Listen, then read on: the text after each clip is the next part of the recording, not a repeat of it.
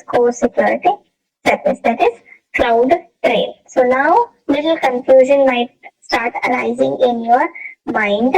Okay, before that happens, so have clarity that guard duty is a guard. So which will guard you? So what will a security guard do? He will check the bags, he will scan your bags, he will check your ID card. So he looks for any threats that you might be carrying. So are you a threat to the building, to the organization you're trying to enter? Okay, are you carrying any bomb, any knife, gun? Okay, so for threat things he will monitor. He will check you. So similarly, guard, immediately it should strike in your mind that threat. Okay, threat or any anomalies detection. So when I say anomaly, anything that deviates from normal is called anomaly. Okay, so which is like, till today my root account is logging in at 7 a.m. and logging out at 9 a.m. So suddenly there is a difference in the behavior. So it starts logging in every day midnight at 12 o'clock. Okay, then the guard duty will be concerned about it. Okay, so here, so next service we are studying is CloudTrail. Hope guard duty is clear to you all. So as and when we move further with the further services that AWS is having, then little we might get confused. But yeah, so we will understand that thoroughly. So CloudTrail service used to enable auditing, governance, and compliance of AWS account. So now, whenever you hear the word trail, okay, so English meaning of trail is also for any of the evidences they will look. But detectives, whenever you're watching some detective series or movies, okay, so they try to find for evidences in the place of crime. So they go there and then they try to check for the fingerprints. So there's a crime that has happened, okay, and they try to check for the fingerprints, for the footprints, and if there are any blood stains everywhere. So trail, they try to find the trail evidences, okay, the proofs. So proofs that can be accumulated and they can derive a result out of it. Okay. So similarly, CloudTrail, this is related to accounts. So AWS account. So anything that happens from any of the account, because on AWS, when you log in, it is the account information. Okay, because when you log in, so in your house, so house is plain and simple. Unless you walk in, your parents walk in, your siblings walk in, friends walk in. So for people to stay, house is made of. So those people on everything monitoring. Similarly here, user accounts. So in AWS, it is user account who will log in, who will create EC2 instance. Okay, because to do any of the activities, first and foremost thing is you have to create a user. You have to have a login credentials. You have to have an account on AWS. Only then you will be able to log in and then perform your regular activities. Okay. So now CloudTrail, whenever you hear the word trail, associate that with account. Okay, so AWS account, so user accounts. So CloudTrail service used to enable auditing, governance, and compliance of AWS account.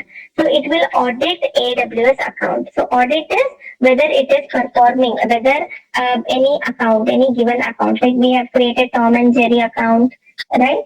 So Tom account, what it will audit. So okay, what all privileges Tom account is having. So is Tom account doing only those things, like I have given S3 read only permission. Then during auditing, CloudTrail will check, okay, is there anything else this guy is doing? So Tom user, is he trying to do anything else, like deleting the machine, deleting S3 bucket? Okay, but he is having privileges only to read S3. He doesn't even have any policies attached to him with respect to your EC2 instances or anything else.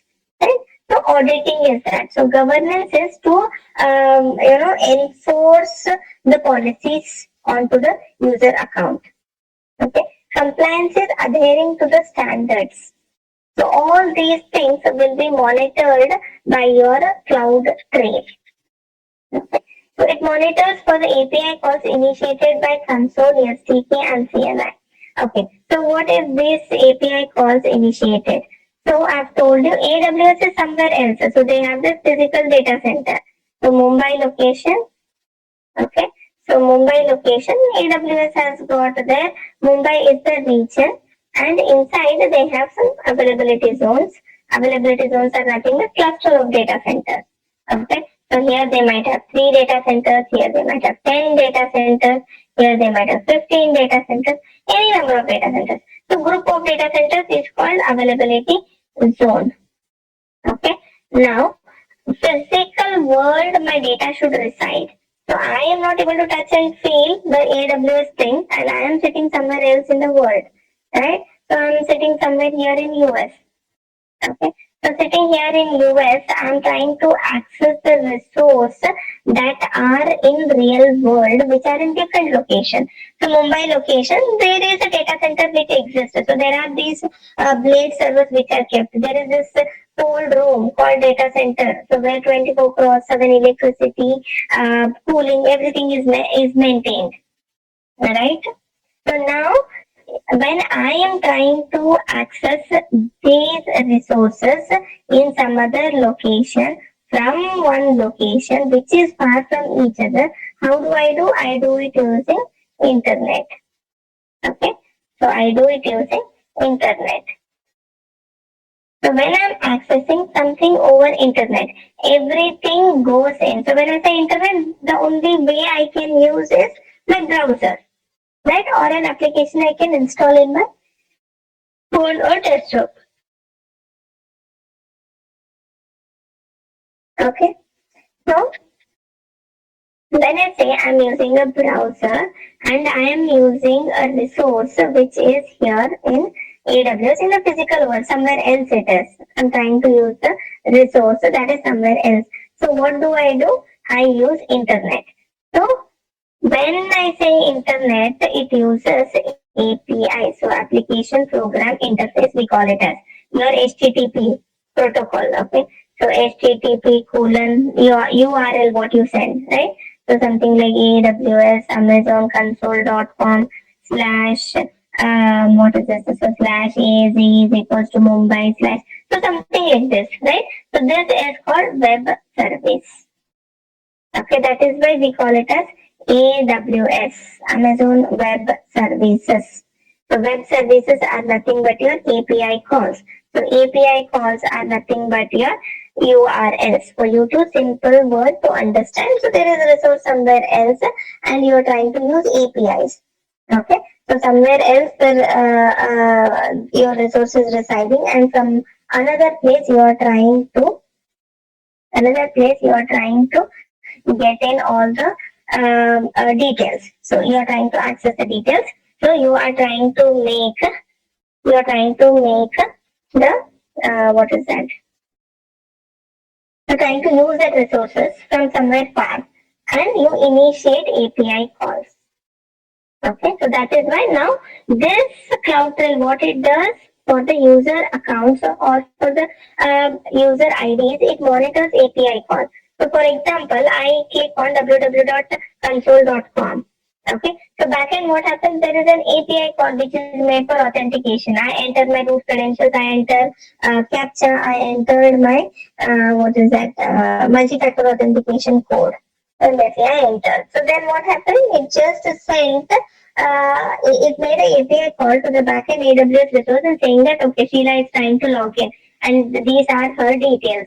So do we have all the credentials in place? Are all the credentials right? So API call is made to verify that. Then when the backend replies yes, so then I get logged in. After I log in, I click on EC2 instance, I fill the form, I click on submit. So what happens? The API call is again made with all these details and saying that okay, this account is trying to build a virtual machine with all these specifications, create a virtual machine in this. Okay, the API call is made. The broker who keeps on sending the messages. So those are your API calls. So now this cloud trail monitors those calls. Okay, I create user, I delete user. So all those things my CloudTrail will monitor. So monitors for the API was initiated by console. So I can log in console and provision a virtual machine, or I can use the SDK. Okay, or I can use, okay, it should be SDK, it is software development kit. Okay, like in Java and all, I can include the modules of AWS, and then I can do some automation. And CLI is using command line also. I can connect it to AWS backend, and then I can make use of these APIs and launch EC2 instance or do anything that the business might need from me. Right? So all those API calls are monitored by your CloudTrail. Okay. So guard duty, what it does, it monitors VPC flow logs, S3 plain data logs, DNS logs for any threats. Okay, but CloudTrail, what it does, it monitors all the API calls from the user, initiated from the user. Okay, so record the activity of the account across various AWS resources, console login, changes to security group, VPCs, etc. So any of the activities, because the user, once he logs in, he can do anything and everything. He can change the security group where I'm trying to on virtual machine. I add a security group. So in security group, I try to allow some port or disallow. So by default, everything is blocked. So whatever I want, we'll go ahead and allow. HTTP access allow, SSH access allow. Right? So all those things I can do it, and all those events are monitored by CloudTrail. Okay. So within 15 minutes of API call, events are updated in CloudTrail. So on an average 15 minutes, we call it as, or after the activity is happened, it is recorded in your CloudTrail. So by default, again, 90 days logs are stored in event history. Beyond which, if you want to store, you can again, depends on the storage of your S3. Okay, you can either forward them to S3 or you can forward them onto your local storages where they would be kept, and if there is a need, you can go back and import them all the time. Okay, into a system and do your analysis. So no charge for CloudTrail, however, need to pay for S3 where the data is stored. Now, when you enable CloudTrail, there must and should be a bucket where all these logs are pushed. So that is part of the tool how CloudTrail is being built. Okay. And again, for the data, you need not, so for CloudTrail separately you won't pay, but for the storage you pay. So like that, AWS has done most of the things. So they are like, okay, you use this service, you're not paying for this service, but however, if you do this, you will get paid. So something like that, they have some policies designed. So by default, the service is turned on for management events, but data and insight events are not enabled. So management events, like overall that are related to what I can say, account creation, or I just enabled what was it, guard duty. So that would be captured in CloudTrail. So if I enable CloudTrail, disable CloudTrail, okay, add CloudTrail, delete CloudTrail. So all those things also will be recorded. Now, integrity maintained by CloudTrail by transferring data to S3. So now from CloudTrail, data gets transferred to S3. So onto CloudWatch also we can transfer. So CloudWatch is again another security service which we will be seeing in later class. Another monitoring tool I can say on AWS. So now, integrity is maintained by CloudTrail while transferring the data to S3. So what does this mean? So when data is getting transferred, when an API call is being made and the data is being pushed from your CloudTrail to your S3 bucket. Okay, because CloudTrail is where it captures everything. And the time it captures in CloudTrail and it pushes to S3. So they might get compromised. Okay. So what they do is integrity is maintained is encryption, so honesty, the data, the honesty of the data, the authenticity of the data. Yes, this is a right information. This is not tampered. This data is not altered. So AWS takes care of that as well. Even the data during the transit, it is encrypted.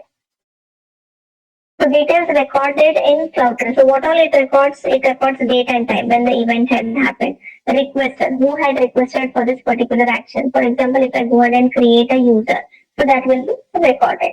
So it will be recorded that okay, root account has created this particular user. So it will be recorded in that way.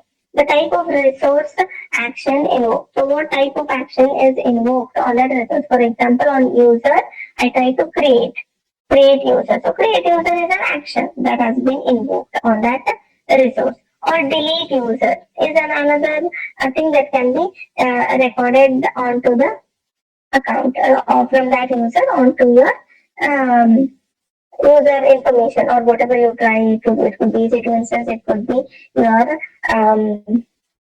users. Okay. So what type of resource action was invoked? Like create easy to instance, delete easy to instance, and modify easy to instance, create VPC. So things like this. A reply parameter from the resource. So what is the reply parameter? Whether it is successful, whether it is denied, whether it is allowed. So things like that. The reply also from the resource is recorded. And activities like create, update, delete are also recorded. So as I was just mentioning, if I create a user, if I delete a user, I do any of the event related to management. So by default, it is enabled. CloudTrail will work on it. So CloudTrail will pass the logs and try to do its job there. Okay, and source IP addresses, of course, from where it was initiated. So this is about your CloudTrail. So CloudTrail mainly it monitors your accounts. Okay, user account. So how it works? So there's a CloudTrail. When we enable CloudTrail, it looks into AWS different services. Okay, user activities across these services. So IAM, what all root account is doing in IAM, what all root account is doing in EC2, whatever terms account is doing in EC2. So all these logs, okay, are analyzed by my CloudTrail. And also notification can be sent to AWS SNS. So it is simple notification service, we call that as, where users can be notified of any of the events.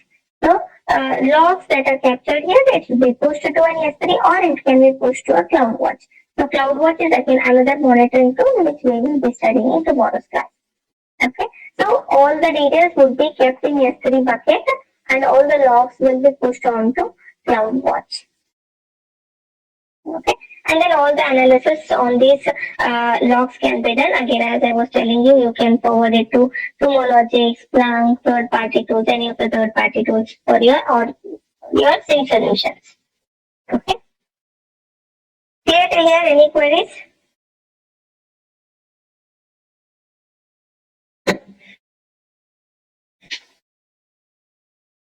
Okay, we'll quickly see the use case scenarios and then we will jump into demo. Now, for example, so if I do not turn on the cloud trail, so there is nobody who is watching what is happening with respect to accounts. Okay. So I did set up my infrastructure. I mean, happily I have installed, I have hosted my website here. I have my DB server, everything. Okay. And as I was explaining yesterday, I cannot sit quiet because I want somebody to keep on monitoring. What if something goes wrong? And I, as a user, I cannot keep on checking everything at one place. So go to EC2 instance and check what is happening in this machine, this machine. It would be so difficult, like your SIM solution. If you do not have your SIM solution to monitor your infrastructure, just imagine how difficult life would be. Right, so you need to go and log in into every user machine and see that okay, what's happening in your machine. Are there any malwares? Is antivirus working fine? So all these things you will have to do manually in every system. Such a complicated life that would be. So having all these services, they do all the automation in the backend. So they do all the monitoring stuff for us and just generate some findings or alerts and give it to us. So now, so one such a scenario we have here is, so admin or the auditor. So sometime I'm an admin, so I just go into my account and I see that there is a user named ABC, which no one is aware of. So I see that suddenly I had only Tom, Jerry, Bob, whatever. So another user created, 4 user created, but who is this named ABC.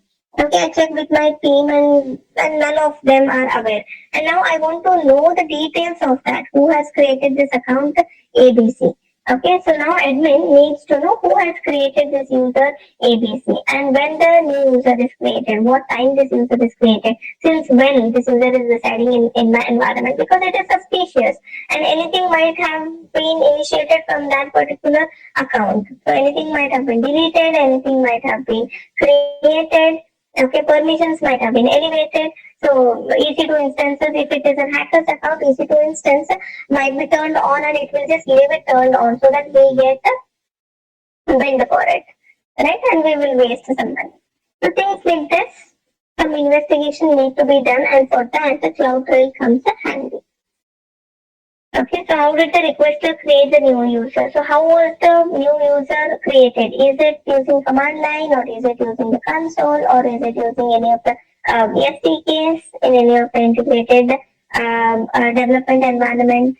Right?